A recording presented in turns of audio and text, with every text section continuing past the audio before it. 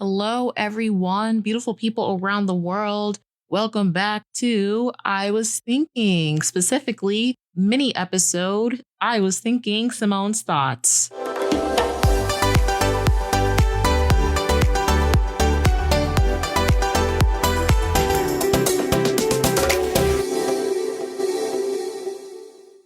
All right, so I am back with more questions that I asked my friends during these little mini episodes so we can still give you some content. It's funny because all the people I have asked so far, I keep telling them, you can ask me literally any type of question. The title is I Was Thinking. So even though we do focus more on just entertainment in a broad sense, it doesn't specifically have to deal with K-pop or specifically with BTS, specifically with movies, K-dramas, etc., right? You get the gist. And what has every question that I've answered been about? BTS. And what are these two questions going to be about today? BTS. But you know what? It's fine. Because you know why? First of all, it's June, which means it's fucking Festa, okay? Also, for those who aren't into BTS or K-pop, since it is June, happy Pride! Happy Pride to all the pronouns, to all my gays, all my theys, the transgenders, the lesbians, the bisexuals, because I hate how people try to be erasing y'all. Happy Pride to everybody. Back to BTS. So yes, aside from Pride, and any other holiday that other countries may celebrate in June, it's BTS's month. Happy 12 years with BTS. Me specifically, even though I don't know if I should count my anniversary. Well, I guess that's the point of an anniversary. So my actual anniversary of getting into BTS is until September. But still, in the year of 2025, I have been with them now for 7 years out of the 12 years that they've been a group. Crazy, right? It doesn't even really feel like it's been that long. Even this year, we're in 2025. I know I touched on this briefly last episode, but I just remember in 2022 Festa, and even if you go back when me and Brianna did the episode when we saw them in LA for Permission to Dance, I had even said, because there were speculations, this whole time we thought they were going to do another full-blown tour. Because, it was still COVID time around 2021. So everyone was still, taking precautions, heavily masked. You needed a COVID vaccination, proof that you got your shot in order to be able to go to events, things of that nature. So we all just thought these few concerts were the testing grounds of when they prepare to do a world tour. Since, Map of the Soul got canceled because of COVID. And then when the Festa dinner happened, the, military time. Anyway, we've went through all that, all the talk, all the shaming, all the, when they come back, they're not going to be as popular. People are going to forget them. And look what happened. Honestly, they're probably coming back bigger than ever. So many people. They have attracted so many people during their solo eras. So I know so many people are just waiting to see them together as all seven and are excited. And I was just discussing this too, the day I'm recording this. Not really discussing, but I put this in the Discord that I'm in, Shay's Discord, that you hear me and Lala talk about all the time, is that even for me, who has been with them for 7 years, no, I haven't been here since the beginning, but even this new post-enlistment era, I do feel like I'm also getting reintroduced to BTS. They've had time away from being in the idol industry. Again, I don't want to put any speculations of things they've probably endured during this time, but general sense, they have been away from the entertainment aspect, going through so many different life's experiences. None of us will know unless you've been in that type of system. Again, I'm not going to say if it's good or bad. It's just they've went through experiences. And unless you went through those same type of experiences like other men that have been enlisted, you will never know. So obviously, through those experiences, change is going to happen no matter what. And not only that, even if they did end up getting exempt, you're not the same person you were when you were a teenager. Like, I'm definitely not the same person I was when I was 15, and I'm 28 now. So imagine for them who their teenage years, they were, idols, and now they're in their 30s. Let me say late 20s, because, JK ain't 30 yet, but he grew up around millennials, okay? And also just like the music industry itself, while they've been gone, has changed too. So they got to go and learn how to reacclimate. I hope I use that word correctly, themselves back into the industry, back into the trends, or, start their own trends, which I feel like we did kind of see a glimpse at, especially when Namjoon dropped Right Place, Wrong Person, that this new era, when they come back, they're definitely going to be more in control. They're going to take more charge. They've always been in control of their music, but I do think we're going to definitely see more of it when they come back. We're going to see some personality changes. And it's like, when people say that, they always take it as a bad thing. And it makes me think of like people always saying this because they're trying to be haters too, of like, oh, we miss the old BTS. We miss the old sound. And to me personally, I'm like, why? Wouldn't you want to have artists and love artists that not only grow and change in their own individuality and their own person, but with their music as well? And if you don't vibe with that, that's okay. Like, you can find other artists that you do vibe with, but I don't know. I never understood when people are like, they want the old person back or old thing back, but that's just not reality. Things are going to change. We hope in a positive way. Sometimes it's a negative way, but change is inevitable. That's just part of the human life that we live. So, because even like looking now at like Jin and J-Hope, like, I won't say they're different people since they've been out, but I do see the change and I've been loving it so far. Like, Jin has been more emotionally open than I feel like I've ever seen him. Of course, I did some like watch backs of some old content and he's cried before on camera and's gotten emotional. But sometimes you can tell, especially for the members who aren't always emotional like that, there was a sense of embarrassment, like they shouldn't be. But I feel like now Jin has accepted he can be emotional and show gratitude and not feel embarrassed about it or whatever stupid things people say. So I've been loving it. He's definitely been way more chaotic than I've seen him, which again proves like just because you're a certain age doesn't mean you have to stop having fun in life. I've brought this up so many times on the show too. Like, why when people reach certain age, we have to be like, okay, you can't have fun anymore or you can't enjoy this anymore. That also goes with me being online and seeing the way people are like, oh, you're in your 30s. You can't be standing BTS anymore. What? I am the same age as either one of the members or at least around their age. So I've been loving that energy he's been bringing. And then with Hobie too, just this new confidence and how he said while he was in the military, he did want to show different sides of him. He is just, I feel like, also just bringing aside to just show people, kind of like how JK was doing, like, I am growing up, I'm grown at this point. So he's bringing a sexiness now to like his image and his music. Because if you notice earlier, J-Hope, he would always revert back to like the cuteness of just like, even if things are going wrong, trying to bring like a happiness to situations, which isn't a bad thing. But I also think him himself is realizing like he always doesn't have to do that. Like, it is okay to show us his darker side. Sometimes I feel like the nickname we gave him, Sunshine, was like a double-edged sword. But I am also glad he is showing us, and it did really start with Jack in the Box, that he can give more sides to us or show more sides of himself to us, even if they are negative. It's part of being a human. So I'm sure there's going to be similarities, but also differences with the other members. But I'm very excited to see it. Like I said, I just feel like it's going to be a whole new reintroduction to all of them. I miss them a lot. I miss them more than I thought I would. And I'm just very excited for them to come back.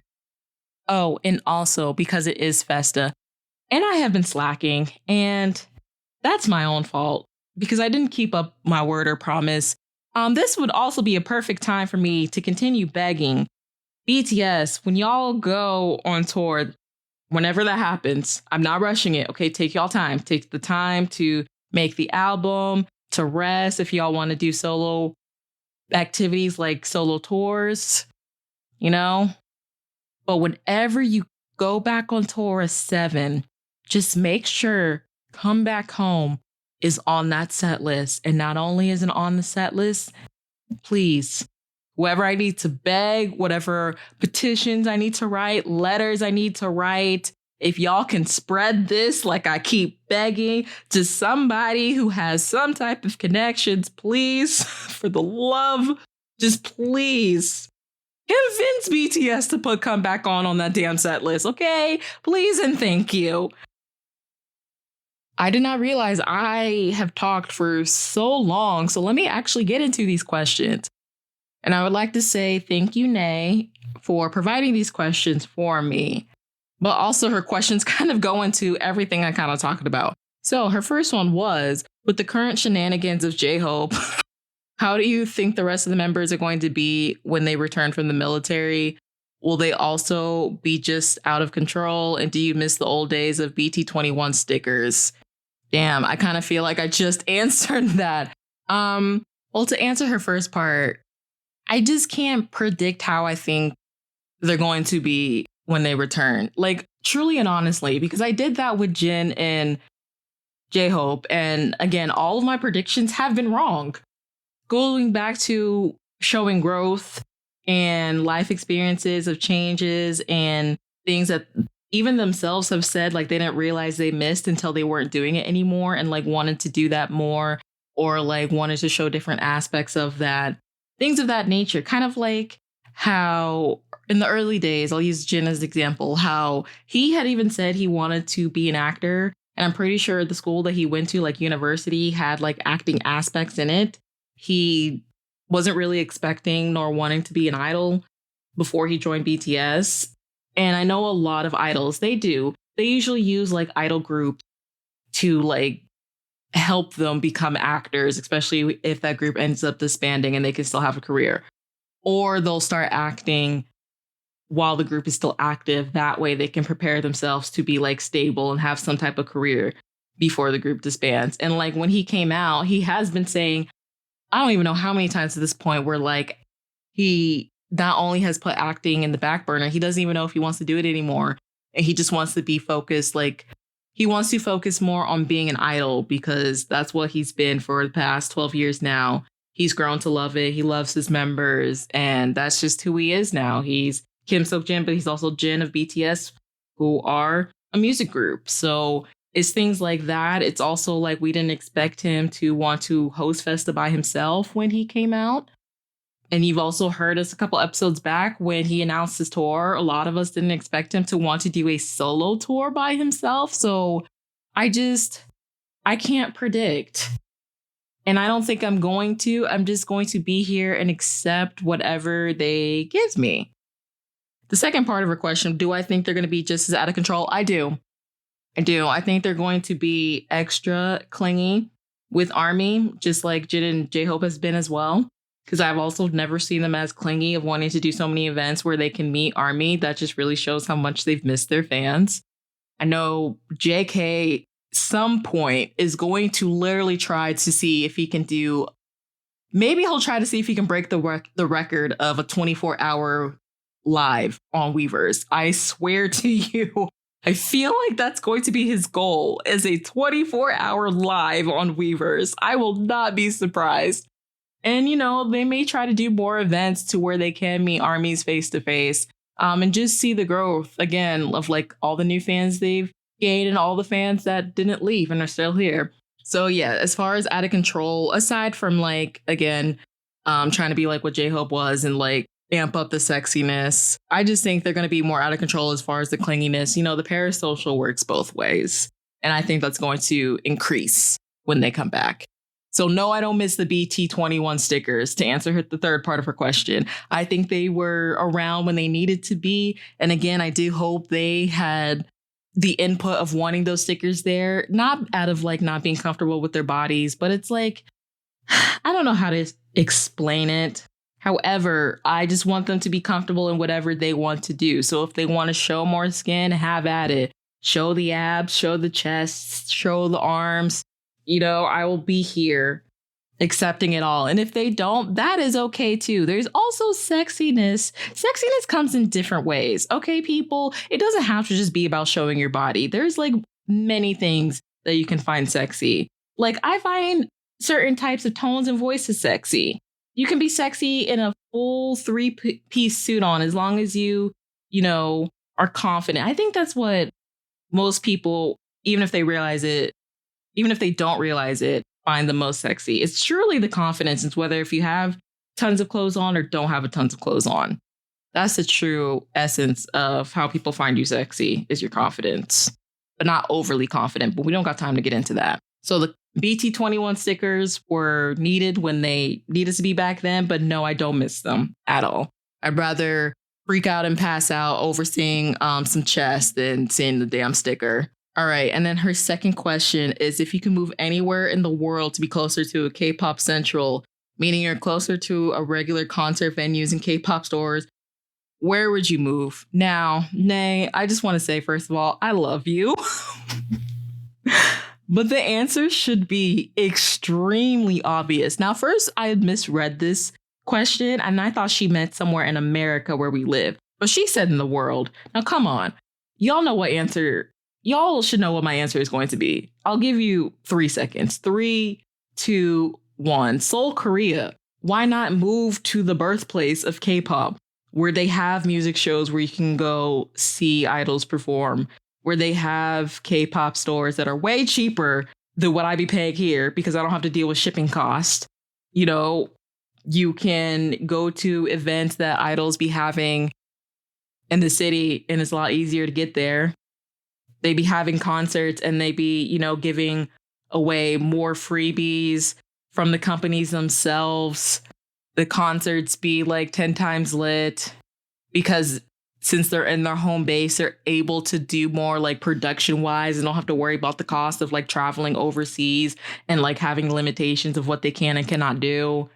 Right now during Festa, they have We Are Back, which I guess is the theme for 2025, which is fitting. On the high building, they got statues of We Are Back around the city. They're lighting the city up with purple. It's Korea. Now, if I had to choose a place that wasn't like, if it was a place that's in America, it would be LA. Because honestly, they kind of get sort of the same treatment as Korea. Not as much, but it's the best second as far as like K-pop Central. Idols do more. They have more events. You can apply to go to more, like if they're having a sit-in interview with somebody, you can apply to go see them. Yeah. First choice in the world, Seoul, Korea. Second choice, if it's just in America, Los Angeles, which at the time of this recording, everyone in LA, please be safe. Because again, with the current administration and all these things when it comes to immigration, deportation, just be safe, y'all. And that just goes to everyone in this country. Be safe, do what you can, and just know you have more people with you than against you. Don't let all the internet fear mongering get to you. Okay, I do feel like in these dire times, we are coming together more as a community than people may realize. So, yeah. Anyway, that is the episode for today. Thank you for listening. You can follow us on all social media platforms at I Was Thinking Pod. You can email us at iwasthinkingpod@gmail.com. What would your answers be for this question or these questions? You can email us your answer, or if you're listening on Spotify, you can comment below on the specific episode. We would really appreciate it if you can rate us the highest ratings on whatever platform you're using. Also, I don't normally ask for this either, but like comments would help as well. So we can get more visibility. Tell us how you're liking the show, what your favorite episode is, and so on. So I've been Simone, and I will see you next time. Bye.